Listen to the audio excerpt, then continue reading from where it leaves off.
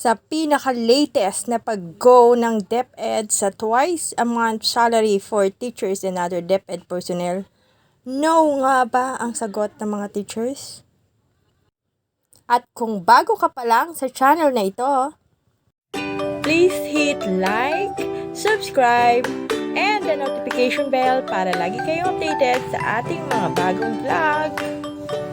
Matatandaan na nauna na itong naipahayag ni Undersecretary for Finance Annalyn M. Sevilla noong June nung nakaraang taon, saying that the Department of Education or DepEd aims to implement twice a month release of salary for public school teachers and other personnel by downloading the payroll processing to schools' division offices. This was confirmed by Undersecretary for Finance Annalyn Sevilla in a virtual press briefing on Monday, June 21, 2021, in time for the celebration of the 123rd founding anniversary of DepEd. Once-a-month salary releases to DepEd personnel and the field units contributed to the issue on personal financial management of teachers, Sevilla said. She added that if the salary of personnel is released on a twice-a-month basis, the wide gap existing in the present setup of once-a-month basis shall be closer. This, she noted, is also a strategy of insulating our teachers from being compelled to taking out loans from the lenders. Sevilla said that the pilot testing on the downloading of payroll processing from the present setup in the regional office or ROs and STOs. The implementation of the twice-a-month salary release for both teaching and non-teaching personnel, Sevilla added, will greatly depend on the readiness of interested STOs to prepare their own payrolls. Sevilla said that this shall be evaluated by the Regional Automatic Payroll Deduction System or APDS Task Force and the Information and Communication Technology Services or ICTS. Ibig sabihin po, ang hakbang na ito daw ay bilang tugon sa issue on personal financial management of teachers.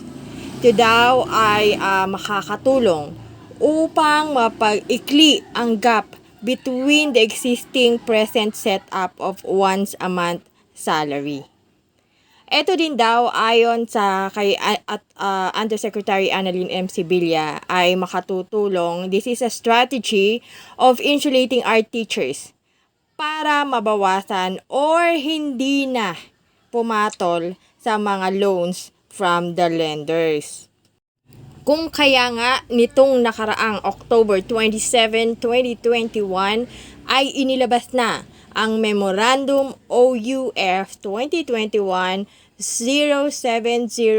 mula sa Office of the Undersecretary for Finance ng Department of Education entitled Internal Guidelines on the Implementation of a Twice-a-Month Release of Salary to DepEd Personnel.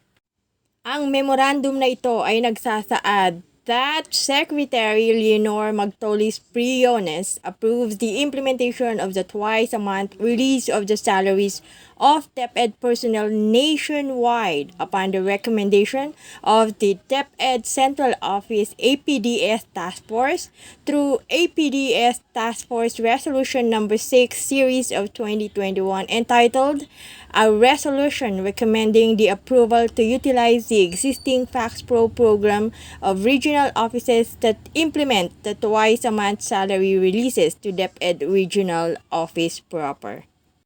To implement the salary release arrangement in the internal guidelines shall be observed by all DepEd payroll services units in the preparation of monthly payroll which will reckon nationwide by January 2022. In consideration of other activities such as the tax adjustment on payrolls and coordination with the concerned government servicing bank.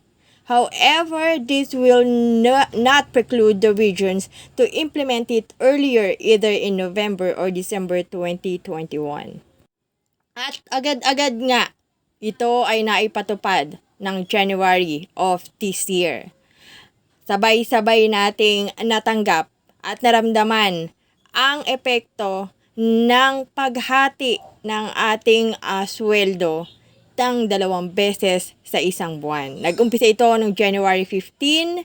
Hindi ako sigurado kung kailan nyo natanggap, pero kami natanggap namin by January 17, Monday. Ito ay sa kabila ng iba't ibang pag-aapila ng mga grupo para isuspinde ang twice a month salary na ito. Isa dito ay ang balitang nailathala sa Manila Bulletin, which was published January 20, 2022 by Merlina Hernando Malipot, entitled More Harm Than Good? DepEd urged to suspend troublesome 1530 pay scheme. Sa lathalaing ito, a group of education workers urged the Department of Education to suspend the implementation of the twice-a-month salary scheme, noting that it brings more harm than good. To put it simply, the new salary scheme is more trouble than it's worth, said Alliance of Concerned Teachers or ACT Philippines Secretary General Raymond Basilio in a statement issued Thursday, January 20. ACT called on DepEd to suspend the implementation of the twice-a-month salary scheme, which the group alleged did not go through consultations with teachers' accredited unions. None of our accredited and registered unions in 16 regions have been consulted as regards to DepEd's plan to release teachers' salaries on a twice-a-month basis, nor have teachers' representatives been given a chance to be heard, Basilio said. Basilio said that DepEd's keep a basic democratic process before implementing changes to employment-related matters. Then bypassed these, and now teachers are raising issues with the new policy, he said. Before going any further, we urge DepEd to suspend its implementation and meet us in a dialogue, Basilio added. Kalinsabay nito, iba't ibang mensahe sa social media ang naipost patungkol sa bagay na ito. Isa dito ang petisyon upang ipatigil ang twice-a-month salary sa guro at kawani ng DepEd mula sa ACT-NCR Union. Teachers group calls for salary increase, not twice-a-month release of salary. Isang post mula sa official Facebook page ng DepEd Click. Suspend 1530 salary scheme. Upgrade teachers' salaries mula naman sa official Facebook page ng Alliance of Concerned Teachers Philippines.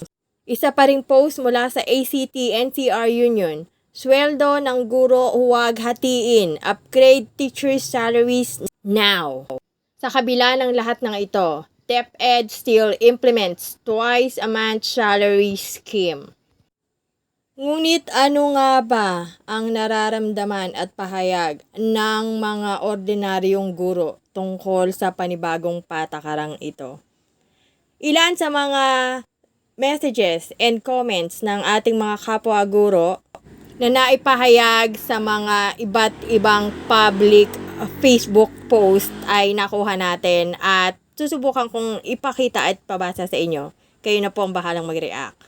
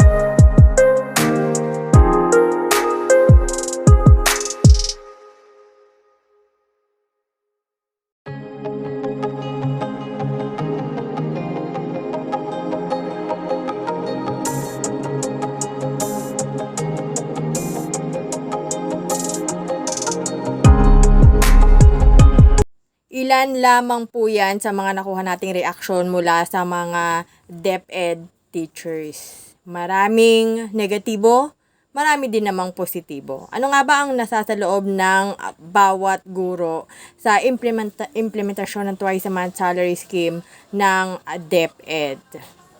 Ito nga ba ay pumapabor lamang sa mga sumasahod ng matataas katulad ng 40,000 and above at hindi pumapabor sa mga karaniwang guro na sumasahod lamang ng basic salary, lalo na't ang natitira na lamang na take home pay ay 5,000 at hahatiin pa sa dalawa.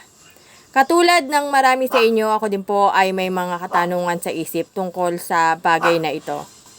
Lalo na po sa naunang pahayag ni Undersecretary Annalyn Sevilla na ito daw po ay makakapigil para makag-loan pa ng mas malaki ang mga teacher sa mga lenders. Ibig po bang sabihin, kung ang isang teacher ay may take-home pay na 10,000 pesos at hahatiin sa dalawa, magiging 5,000 na lang po per salary. Ibig sabihin po ba, tayo ay nasa basic net home take home pay na po at hindi na maaaring mag-loan? Isa po yan sa mga katanungan ko. Kung meron po kayong alam na kasagutan, feel free po to comment. Meron po kayong reaksyon, ipahayag po natin ang ating saloobin tungkol sa kaganapan na ito sa ating profession. Pwede po kayong mag-comment, mag-react sa ating comment section down below. Saan nyo po na babasahin natin. At harinawa ay kahit pa paano ay maiparating natin ang ating mga saloobin bilang mga guro na apektado ng panukalang ito. Maraming salamat po and we'll see you again on our next video. Be safe everyone!